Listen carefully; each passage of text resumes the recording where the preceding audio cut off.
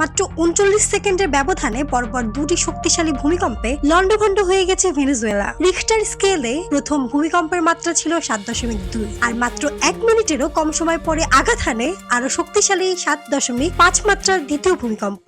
ধ্বংসস্তূপের নিচে এখনো বহু মানুষ আটকে থাকার আশঙ্কা থাকায় মৃতের সংখ্যা আরো বাড়তে পারে। রাজধানী কারাকাস সহ দেশের বিভিন্ন স্থানে বহু ভবন ধসে পড়েছে। বিদ্যুৎ ও যোগাযোগ ব্যবস্থায় বিপর্যয় দেখা দিয়েছে। আতঙ্কে হাজারো মানুষ ঘরবাড়ি ছেড়ে খোলা আকাশের নিচে আশ্রয় নিয়েছেন। ভূমিকম্পের পর এখন পর্যন্ত ২০টিরও বেশি আফটার শক অনুভূত হয়েছে, ফলে উদ্ধার কাজও ব্যাহত হচ্ছে। কিন্তু প্রশ্ন হলো, ১ মিনিটেরও কম সময়ের ব্যবধানে এত শক্তিশালী দুটি ভূমিকম্প কেন আঘাত হানলো? বিশেষজ্ঞদের মতে, ভেনেজুয়েলা এমন একটি অঞ্চলে অবস্থিত যেখানে ক্যারিবীয় ও দক্ষিণ আমেরিকার টেকটোনিক প্লেটের সংযোগস্থল রয়েছে।